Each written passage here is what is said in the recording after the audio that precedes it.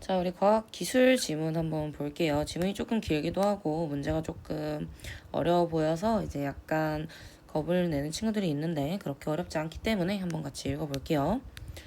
자, 우리 데이터를 주고받을 때라는 전제 먼저 나옵니다.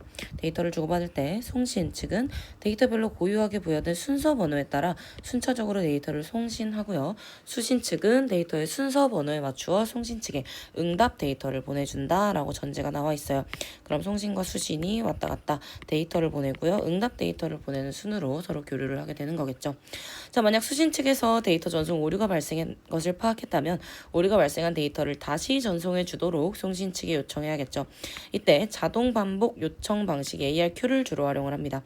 ARQ에서 오류가 없는 데이터가 도착할 때 송신 측에 보내는 수신 측의 응답을 ACK, 전송받은 데이터를 오류가 검출될 때 보내는 수신 측의 대답을 NAK라고 지정이 되었어요.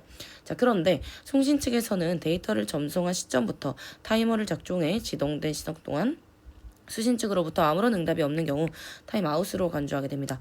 타임아웃은 수신 측이 송신 측에 응답하지 않거나 첫 번째, 송신 측과 수신 측이 주고받는 데이터가 상대 측에 도달하지 못하고 전송이 중단된 경우 두 번째에 발생하게 됩니다. 송신 측은 타임아웃이 되는 동시에 데이터를 재전송하게 되겠죠. 그럼 일단 ARQ 방식은 기본적으로 응답 데이터 두 가지, 오류가 없으면 ACK, 그리고 오류가 있으면 NAK, 그리고 타임아웃이 발생하는 경우, 타임아웃은 언제? 응답할 수 없거나 도달하지 않았을 경우, 그럼 이 경우에는 즉시 재전송하게 된다라고 나와 있는 거죠. 자, ARQ의 유형이 나옵니다. 정지 대기 ARQ, 고백엔 ARQ, 선택적 재전송 ARQ 나와 있어요.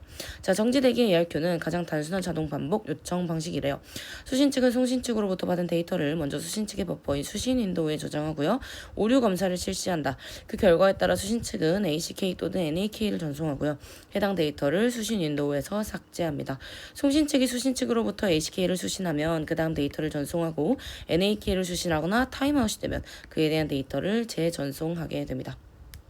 자, 두 번째 고백에는 ARQ는 송신 측이 수신 측의 대답을 기다리지 않아요. 연속해서 순서 번호가 부여된 데이터를 전송하고요. 오류가 발생하면 오류가 발생한 데이터를 포함해 이후에 전송된 모든 데이터를 재전송합니다. 이때 수신 측은 데이터를 수신 윈도우에 하나씩 저장을 하는데 송신 측으로부터 오류가 없는 데이터를 수신하면 무조건 ACK를 보내지만 오류가 있으면 NAK를 보내거나 혹은 무시할 수 있어요. 그리고 오류가 발생한 순번 이후의 데이터에 대해서는 전부 수신을 거부합니다. 자, 오류가 있는 데이터에 대해 NAK를 보내는 걸 명시적이라고 하고요. NAK를 보내지 않고 무시하는 걸 묵시적 방법이라고 해요. NAK를 보내지 않으면 타임아웃이 되겠죠. 자, 그래서 명시적 방법을 사용할 경우 송신 측은 NAK를 수신하거나 혹은 다른 이유로 타임아웃이 되면 모두 재전송. 묵시는 타임아웃 동안 ACK를 수신하지 않았을 때만 모두 재전송하게 됩니다. 자, 마지막 선택적 재전송 ARQ는 기본 원리는 고백엔과 같아요. 하지만 오류가 발생할 경우 송신 측에서는 오류가 발생한 데이터만 재전송합니다. 수신 측은 먼저 도착한 데이터의 오류 검사가 끝나지 않아도 일단 받은 건 전부 수신 윈도우에 저장을 해요. 오류가 발생한 이후의 순번 데이터는 ACK를 보내지 않고 수신 윈도우에 저장한 다음에 재정순된 데이터가 도착하면 해당 데이터에 대한 ACK를 보낸 후 수신 윈도우가 저장된 데이터와 함께 순서 번호에 맞추어 다음 단계로 전달을 하고요. 이 역시 명시와 묵시적 방법으로 나눌 수 있습니다. 자, 그런데 NAK를 수신하거나 타임아웃이 발생해서 송신 측이 데이터를 재전송하기 위해서는 송신 측에게도 전송한 데이터를 저장하기 위한 버퍼가 필요하겠죠. 얘를 송신 윈도우라고 해요. 송신 윈도우에 보관된 데이터는 수신 측에게 전송이 됐는데 아직 ACK를 받지 못한 데이터라고 합니다. 송신 측이 수신 측으로부터 ACK를 받지 않고도 전송할 수 있는 데이터의 최대 개수를 송신 윈도우의 크기라고 하고요. 또한 수신 측이 전송받은 데이터에 대해 응답을 보내지 않았는데 아직 저장해둘 수 있는 데이터의 최대 개수를 수신 윈도우의 크기라고 합니다. 자, 이러한 윈도우의 크기는 데이터 통신 방식에 따라 차이가 나는데 일단 첫 번째 정지대기는 송신 측과 수신 측 모두 하나의 데이터와 그에 대한 응답값이기 때문에 둘 다 크기는 1이겠죠. 자, 이와 달리 고백엔 ARQ의 경우 송신 측은 ACK를 받지 않아도 여러 개의 데이터를 전송할 수 있기 때문에 수신 윈도우의 크기만 1이 되고요. 선택적 재전송 ARQ는 수신 윈도우 크기가 여러 개의 데이터를 송신할 수 있는 송신 윈도우의 크기와 같죠. 계속 보내고 계속 저장하고 그래서 더욱 빠르게 전송할 수 있다. 자, 한편 송신 윈도우에 저장된 데이터의 관리는 일반적으로 데이터의 전송이 순서 번호를 기반으로 이루어지는 슬라이딩 윈도우 프로토콜에 의해서 진행이 됩니다.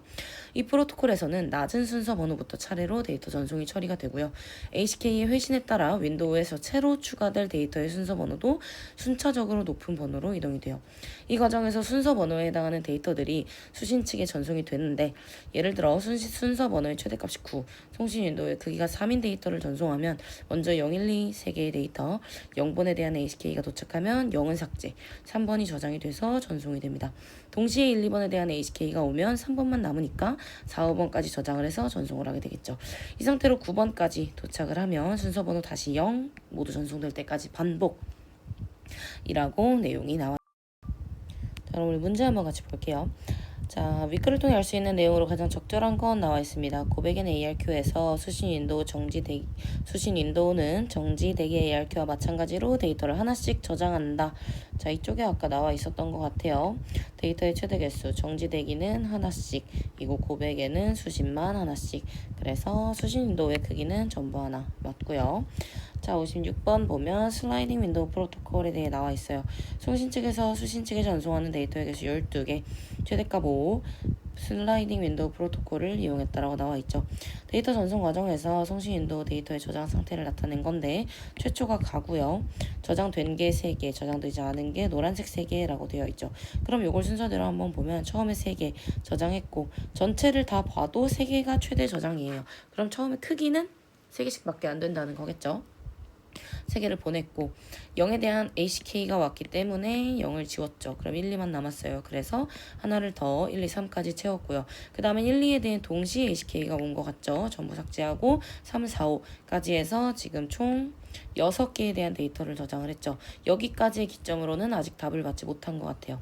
자, 2번 보면 다에서 순서번호 3에 해당하는 데이터가 저장이 된 것은 가에서 보낸 데이터의 HK가 모두 도착했기 때문이다 라고 나와 있는데, 가에서 보낸 HK가 모두 도착했으면 0, 1, 2 모두 지워졌어야 되지만 가에서 3만 추가를 할 수 있었다는 건 보면 알겠지만 0에 대한 대답만 왔고 아직 1, 2에 대한 대답은 오지 않았기 때문에 모두 부분이 틀렸죠. 기억의 이유라고 물어보는데, 기억은 선택적 재전송 ARQ는 수신 윈도우의 크기가 여러 개의 데이터를 송신할 수 있는 송신 윈도우의 크기와 같아 더욱 빠르게 데이터를 전송할 수 있다라고 되어 있습니다. 아까 지문에서 본 것처럼 오류 검사가 끝나지 않아도 계속해서 데이터를 저장해 둘 수 있기 때문에 라는 내용이 명시적으로 나와 있었던 것 같아요. 그래서 지금 여기 나와 있죠. 이 내용에 근거하여 답은 바로 골라줄 수 있겠네요. 자, 그 다음 내용 58번 보면, 자, 자동 반복 요청 방식을 사용을 했고요. 내용을 보면 송신 측이 데이터 0을 보냈어요. 데이터 0을 받았네요. 그럼 보낸 대답은 HK였겠죠. 데이터 1을 보냈어요. 받았고요. 데이터 1을 이쪽에서 받았죠. 그럼 이 부분에 대해선 대답을 하지 않은 것 같아요. 관계없으니까.